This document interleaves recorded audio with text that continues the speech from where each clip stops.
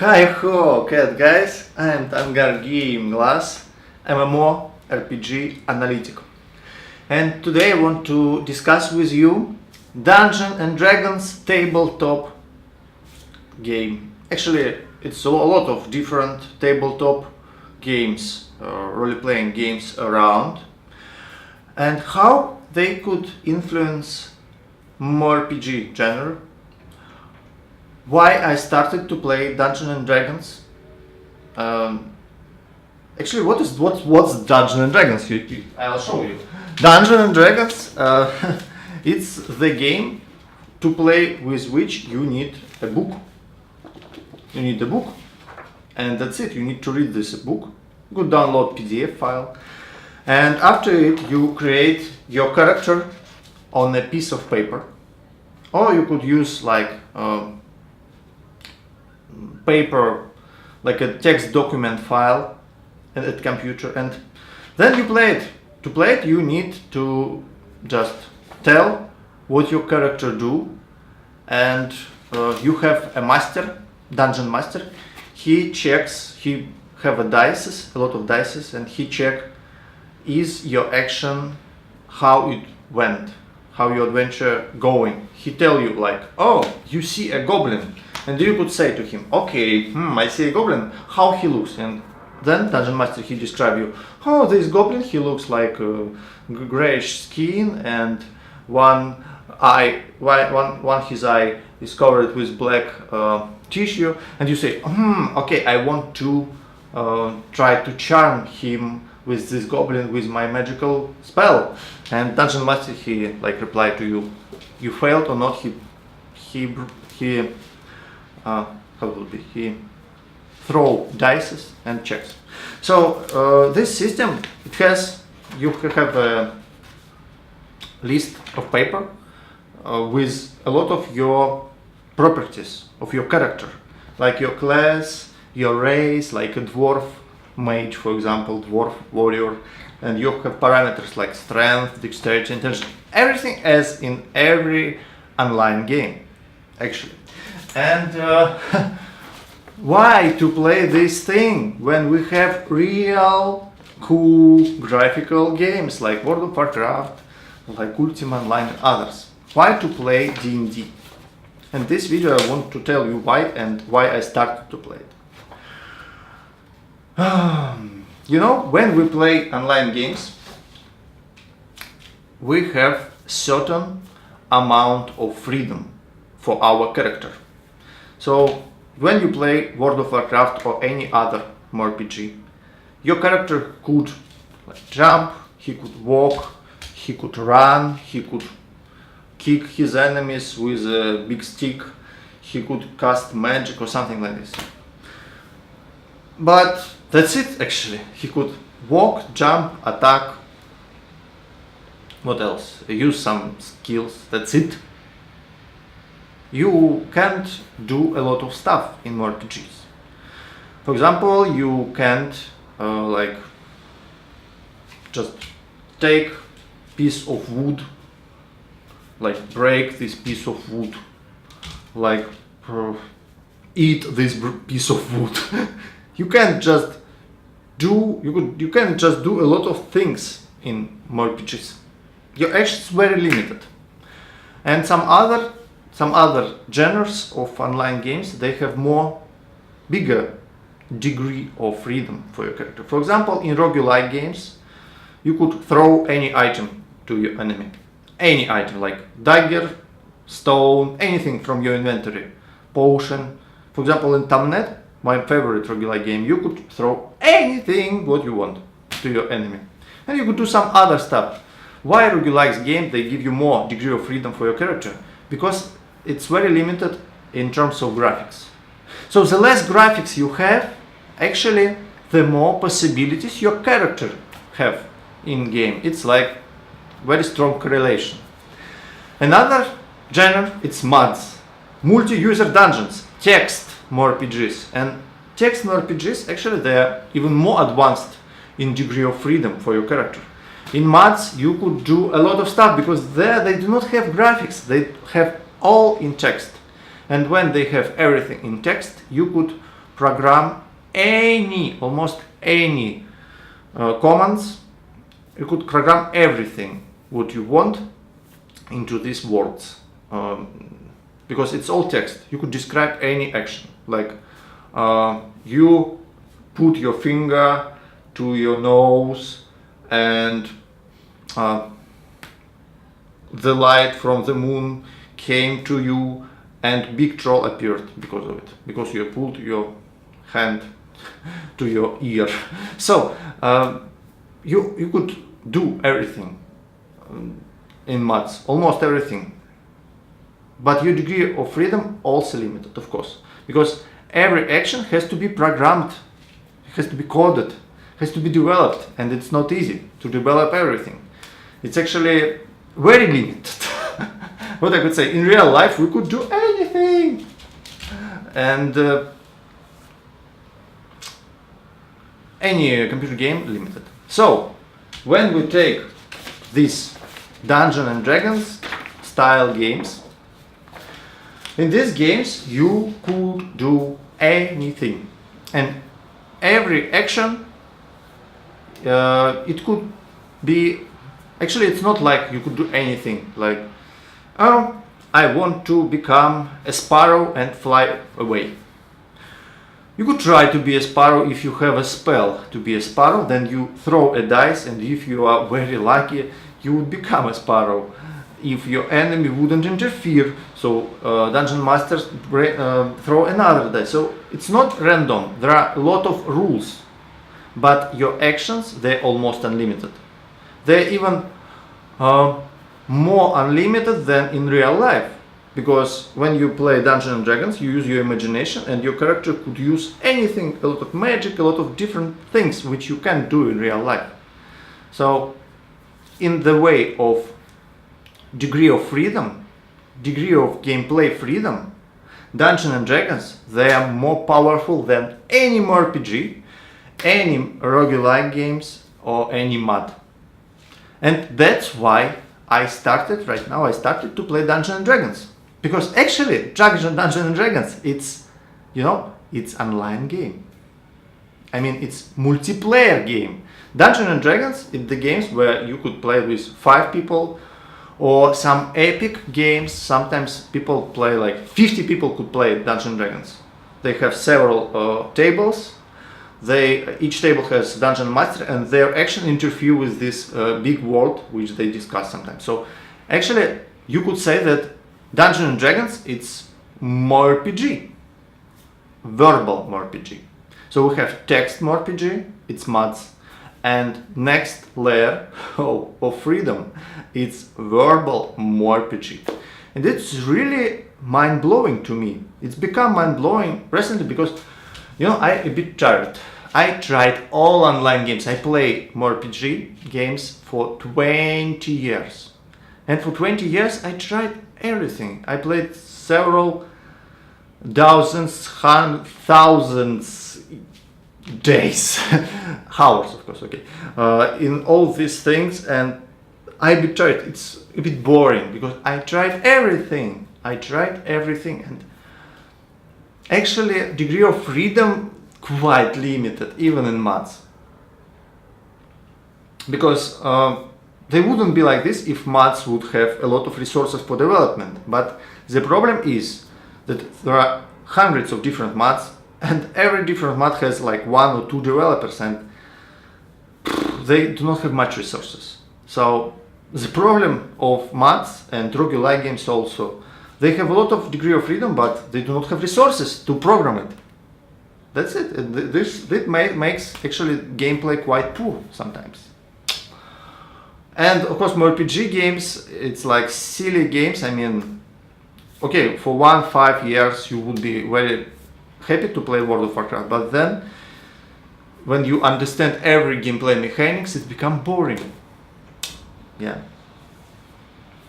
So, what to do? We could come and play Dungeons and Dragons or other tabletop games, tabletop role-playing games, like Pathfinder or others. There are several thousands of them, and it's like new layer. As again, I want to to name it like this: verbal MMORPG, because it's MMORPG, it's verbal MMORPG. And in these verbal MMORPGs, it's really amazing. The problem of verbal MMORPGs, let's start from bad thing. It's very long. To play verbal MMORPG, okay, to play D&D, it would be more easy to take this. When you play D&D, you spend hours, but you actually do not too much, because they have one dungeon master and players, like 4 players for example, they have to tell what they do in every turn, and especially if it's new players, it would be very long. I had my first party in Dungeons & Dragons recently, and we played like 4 hours, and we went through like 4 locations, because it was very long. It was fun, it was interesting, because we had a lot of like riddles, and we have a lot of dialogues with NPCs, with the dungeon master, because he like played for an NPC. But it was very, very long, and it's like you speak only 20% of time, because you have a party and everybody has to tell what he do and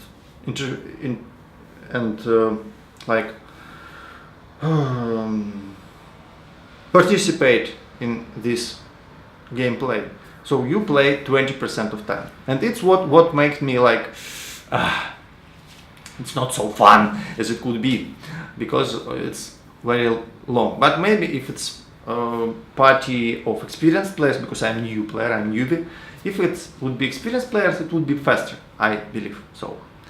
So right now I started to learn all this stuff, and another very interesting thought which came to my mind, that actually people, developers who created first RPG games, like first roguelike games, they all played Dungeons & Dragons actually, because in 60s and 70s of the past century, you could say it like this already, I was born in the past century. It sounds awful.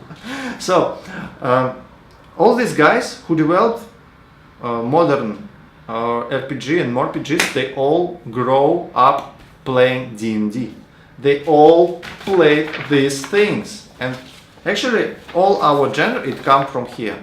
MMORPG games, they come from D&D, but very limited, I'll say. But okay, some mechanics, they could be even more advanced than in D&D, because D&D, role-playing tabletop games, they has to simplify a lot of stuff to make gameplay faster. Because I said the main problem of Dungeons & Dragons is that it's very long, and you like do not do a lot, you like sit and wait when your party make their turn, and it's really stupid, but what you could do. So they simplify a lot of stuff, and in more RPGs they make some stuff more complex than in D&D, like some parameters, because computer, it count everything very fast, and you just click a mouse and everything happens. And in D&D it's not like this. But of course, level of freedom, degree of freedom, grade of freedom in Dungeons & Dragons is just like space. Because in more RPG, with all this graphical shit around, you so fucking limited, you can do nothing almost in compared to role-playing tabletop games. And what I thought, yeah, let's go back. I thought, all developers who made World of Warcraft, Diablo, all this Might and Magic, 6, 7, 8, my favorite RPGs, do like Might and Magic.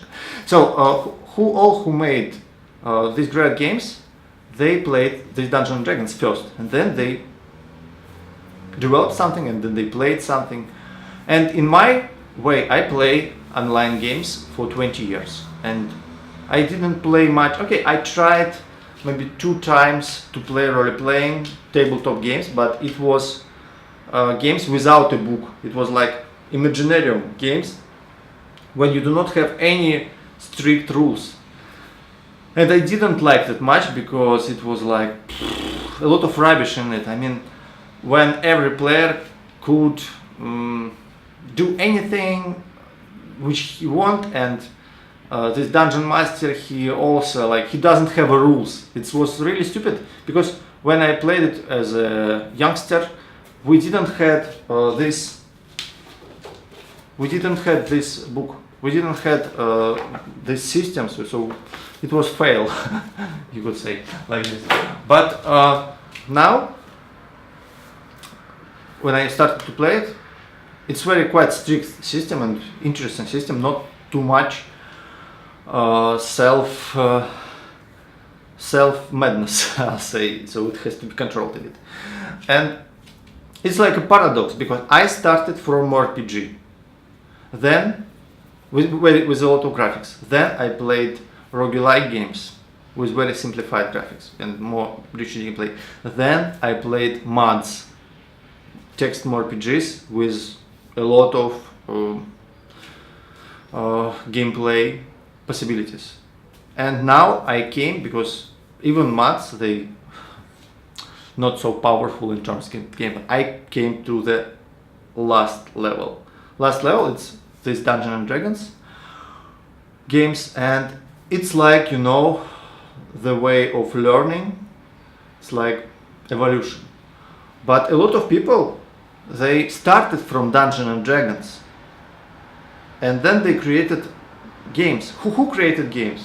Coders. They're all geeks. They all play Dungeons and Dragons, you could say like this. And it's interesting because they went by the road of simplifying things, because actually Dungeons and Dragons, in terms of gameplay of your character degree, in Dungeons and Dragons you could do anything, and in games you could do nothing. In World of Warcraft you couldn't do nothing really. And it's interesting thing. So these guys, they had to simplify. They had to think, what do we need to take from this game to our graphical sheet? And it's kind of interesting thing that right now games, they're still developing by more RPG games. They actually, the biggest thing which happens to them, it's they become better in graphics, but worse in game. Okay, the same in gameplay. They do not have any evolution in terms of character freedom. They like the same. They like everything. Every developers, they just copy World of Warcraft mechanics, and okay, they could add some tiny little shit pieces to World of Warcraft picture, and it's new RPGs, they call it. So okay, not only World of Warcraft, of course, Ultima Online also, in terms of sandbox games.